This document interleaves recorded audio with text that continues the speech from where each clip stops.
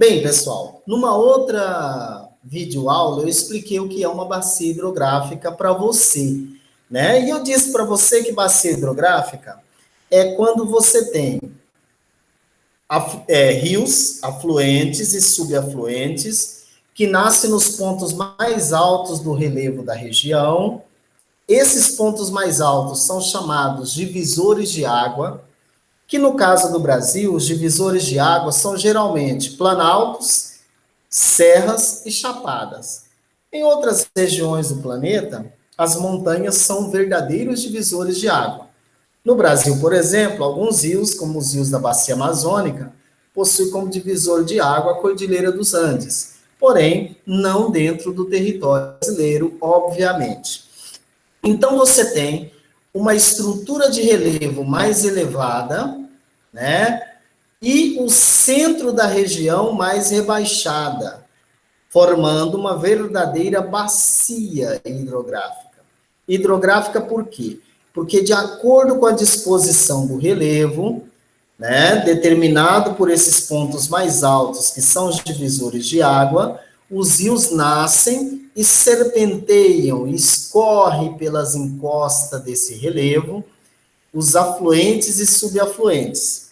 Geralmente, no centro dessa estrutura de relevo, que é uma bacia hidrográfica, corre o rio principal, que vai ser aquele rio que geralmente dá o nome à bacia hidrográfica. Por exemplo, bacia amazônica, o rio principal é o rio Amazonas. Bacia do Tocantins-Araguaia são dois rios principais, como, por exemplo, os rios Tocantins e o rio Araguaia, correto? Beleza, então, esse é o conceito básico de bacia hidrográfica, tá? A bacia hidrográfica, a gente pode estudar ela a partir não do relevo. A gente pode esquecer o relevo e olharmos apenas os rios. Olha esse esqueminha que está aí no slide para você. Veja que eu não estou levando em consideração o relevo agora. Agora, eu estou levando em consideração apenas os rios. Quando isso acontece, eu chamo de rede hidrográfica. É como se fosse uma rede. Os rios vão se conectando, vão se ligando, sendo que todos vão despejar água no rio principal e que esse rio principal vai levar essa água até o oceano, até o mar. Portanto, rede hidrográfica é o conjunto formado pelo rio principal e seus afluentes e subafluentes. Então, quando a gente fala em rede hidrográfica, é diferente de bacia. Bacia, a gente olha a estrutura de relevo e a rede de rios. Rede hidrográfica, a gente só olha a rede de rios e a conexão entre esses rios, que podem ser o rio principal, os afluentes e subafluentes. Portanto, quando a gente fala em bacia hidrográfica, é um conceito bastante amplo. Bacia hidrográfica, a gente leva em consideração o relevo da região, correto? A gente leva em consideração as características de solo e subsolo da região, a gente leva em consideração as atividades econômicas praticadas naquela região. Por exemplo, você pega a bacia do Paraguai, a atividade econômica principal, a pecuária extensiva, por exemplo, né? Você leva em consideração a sociedade, as características da sociedade. Por exemplo, a bacia do Paraguai, você tem a sociedade nitidamente marcada por um conjunto de culturas e tradições específicas que a gente pode afirmar que existe o chamado homem pantaneiro, o pantaneiro, ou a cultura pantaneira, que envolve desde as vestimentas, as características de manifestações religiosas, as festas tradicionais, o estilo de vida. Eu posso dizer que existe o homem, por exemplo, pantaneiro, assim como eu posso dizer que existe o sertanejo, lá no sertão nordestino, assim como existe o caboclo amazônico na bacia amazônica, correto? Então, a gente leva em consideração a sociedade. Quando a gente fala em sociedade, a sociedade cria, né? E ao criar, eu estou falando de cultura. Então, a gente leva em consideração também a cultura. Então, as bacias hidrográficas não é simplesmente um rio e seus afluentes e subafluentes que se interligam. Bacia hidrográfica é um conceito mais amplo. Quando eu olho somente os rios, o que eu disse para você? Quando eu olho somente os rios, eu tenho rede hidrográfica. Agora, quando eu olho apenas os rios e o relevo, eu tenho o quê? Bacias hidrográficas. E quando eu olho o todo, a totalidade, eu estou olhando para quem? Para uma bacia hidrográfica perfeitamente, né? Então, leve em consideração também a fauna e a flora, correto? Só para a gente entender mais ou menos, vou pegar um exemplo dessa construção afetiva entre os homens, a sociedade e os rios. É essa construção afetiva que a geografia se interessa hoje em dia, porque constitui verdadeiras manifestações locais e que determina a relação dos homens com a natureza e automaticamente as suas opções de produção econômica, seja agricultura, pecuária, indústria, extrativismo, não interessa. Portanto, vamos pegar um exemplo prático aqui do nosso estado de Mato Grosso e que se você mora em qualquer parte do Brasil ou do planeta, você conseguiria, a partir dessa metodologia, entender a relação dos rios com a sociedade que os cerca. Portanto, vou pegar um exemplo, o Rio Paraguai e o ambiente do Pantanal, o ecossistema, o bioma Pantanal, levando em consideração a presença humana, portanto.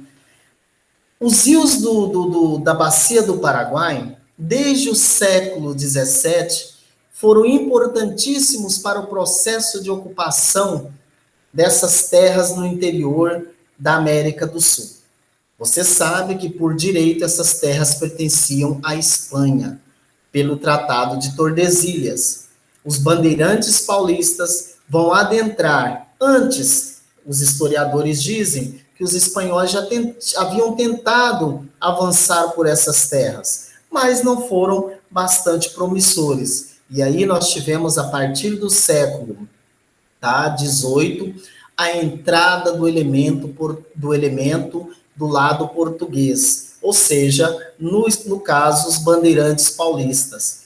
Então, o Rio Paraguai e seus afluentes, que formam a Bacia do Paraguai, que é uma das bacias que forma a Bacia Platina, foi extremamente importante para o processo de ocupação das terras que futuramente daria origem ao estado de Mato Grosso do Sul e até o estado de Rondônia. Então, o processo de ocupação pelas expedições dos bandeirantes. Mais tarde, quando formou-se alguns povoados, como, por exemplo, Cuiabá, Vila Bela, nós também tivemos os rios como forma de abastecimento. Eram as chamadas expedições que traziam mercadorias, produtos, né, principalmente de São Paulo até as minas do Cuiabá, as minas do Guaporé, de Vila Bela, e assim por diante. Eram as chamadas monções, que eram expedições de abastecimento.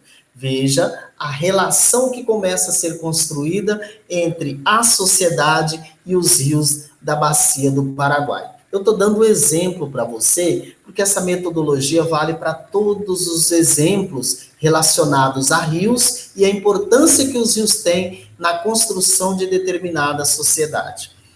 Aí nós temos também a navegação. Veja que a navegação vai ser extremamente importante no século XIX, inclusive a navegação pelo Rio Paraguai e seus afluentes foi uma das causas de uma das guerras mais importantes da América do Sul, que foi a guerra contra o Paraguai. O Brasil, Argentina e Uruguai travaram uma guerra contra o Paraguai. No foco da disputa, a navegação pelo Rio Paraguai. Tanto é que depois que a guerra terminou, né, nós tivemos a navegação sendo liberada pelo Rio Paraguai.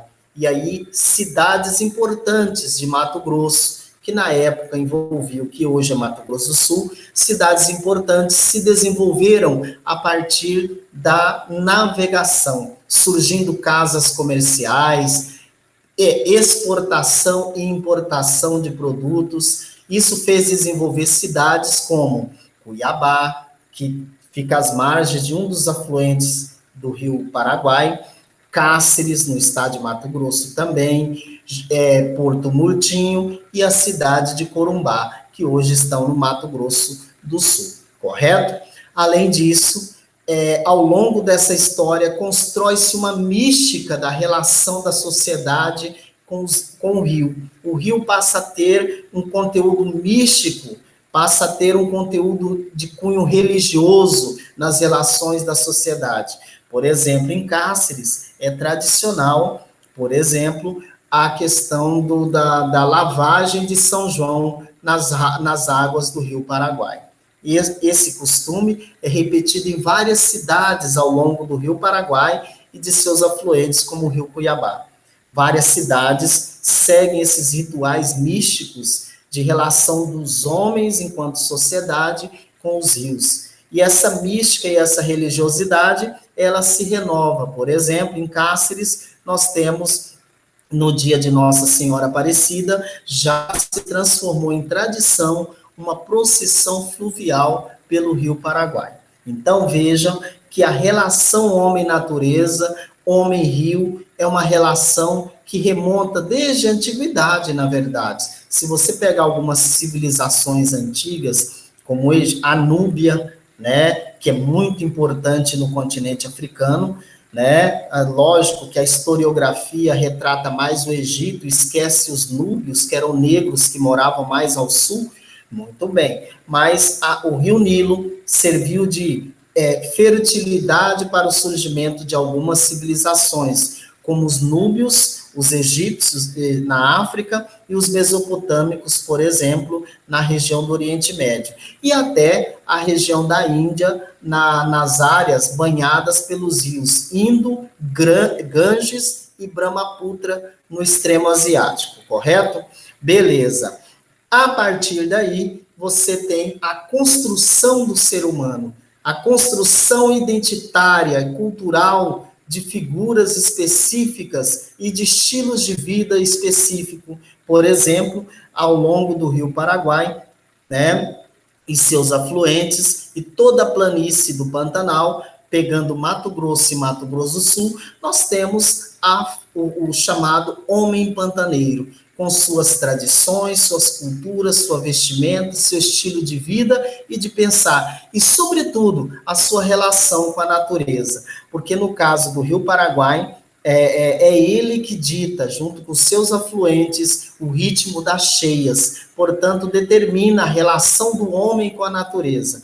Veja, eu usei apenas esses exemplos para você perceber que até as atividades econômicas são impactadas a partir dessas relações. Por exemplo, no caso da Bacia do Pantanal, você tem o turismo e a pecuária como atividades econômicas que vêm se destacando, além de outras atividades, como, por exemplo, o turismo rural e as novas atividades turísticas. Porém, o que eu quero dizer para você é que afeta, inclusive, as relações econômicas. Beleza? Então, estudar os rios, estudar bacias hidrográficas, estudar redes hidrográficas, não é simplesmente estudar uma área formada por um rio principal, seus afluentes e subafluentes, delimitados por relevos mais elevados, que são os divisores de água. Isso significa que toda essa relação mantém uma estrutura perfeita entre homem e natureza, que forma o chamado bioma do Pantanal. Então, percebam que as relações sociedade, natureza e rios, elas são extremamente próximas e produtoras de novas realidades e de mudanças no espaço geográfico, na produção e reprodução, né, das relações humanas, inclusive, atualmente, dentro da sociedade capitalista. Então, veja a importância que um simples rio traz para a vida de uma sociedade, para a identidade de uma região, beleza? Então, para finalizar, eu quero dar mais um exemplo. Veja, eu acredito que vocês já tenham visto esse símbolo aí. Esse símbolo que está no slide é justamente o brasão da cidade de Cáceres. Esse brasão, por exemplo, a lei 1933 de 2005, aprovado pela Câmara Municipal, explicou claramente o que significam essas 4 linhas que estão aqui, pessoal. Olha só. Então, veja esse desenho. Eu tenho certeza que você que é de Cáceres, você já deve ter visto esse brasão, por exemplo, nos automóveis da prefeitura, da Câmara Municipal, ou se você recebe um ofício da prefeitura ou da Câmara, vem esse brasão. E aí tem algumas figuras aqui que você identifica facilmente, por exemplo, o Marco do Jauru, é um exemplo, né? Mas aqui, ó, você tem 4 listras bem delimitadas. Essas 4 listras, segundo a lei, representa o rio Paraguai, o Sepotuba, Jauru e Cabaçal. Olha que interessante. Então, significa que até as relações institucionais, elas também levam em consideração a presença de elementos naturais que passam a fazer parte da vida das pessoas. Por exemplo, na vida do cacerense, na vida, principalmente aqui da nossa cidade, a presença desses rios, Rio Paraguai, Sepotuba, Jauru e Cabaçal, são de extrema importância. E veja que o poder público, o poder instituído, coloca no brasão da cidade esses 4 rios. Veja a relação, homem, sociedade, natureza, em especial os rios. Então, estudar hidrografia, gente, não é simplesmente decorar nome de rios, onde nasce, para onde corre, qual utilidade. Não é só isso. É estudar a vida de uma determinada sociedade, porque os rios dão identidade a muitos povos. E como eu já expliquei, não é de hoje. Desde a antiguidade, os rios são extremamente determinantes para as atividades econômicas, culturais, religiosas, emocionais e afetivas de uma sociedade. Portanto, hoje nós trabalhamos também com o conceito de região hidrográfica. Essa ideia de região hidrográfica, ela vem desde a década de 1970. Porém, em 2003, foi criado o Conselho Nacional de Recursos Hídricos, o CNRH. Esse conselho considera e leva em consideração aspectos políticos e administrativos e dividiu o Brasil em várias regiões hidrográficas, que na próxima aula o professor vai explicar para vocês as mais importantes. Mas eu quero dizer para você, quando eu falo em região hidrográfica, eu estou me referindo à gestão. O que é gestão? É como administrar, preservar, conservar os recursos hídricos. O que é isso, professor? Os rios, os aquíferos, as nascentes, ou seja, preservar um dos bens mais importantes que nós temos, que é justamente os nossos recursos hídricos, a água doce. Então, veja, nas próximas aulas, acompanhe os meus vídeos que eu vou explicar quais são as principais regiões hidrográficas do nosso querido Brasil, beleza? É isso aí, pessoal.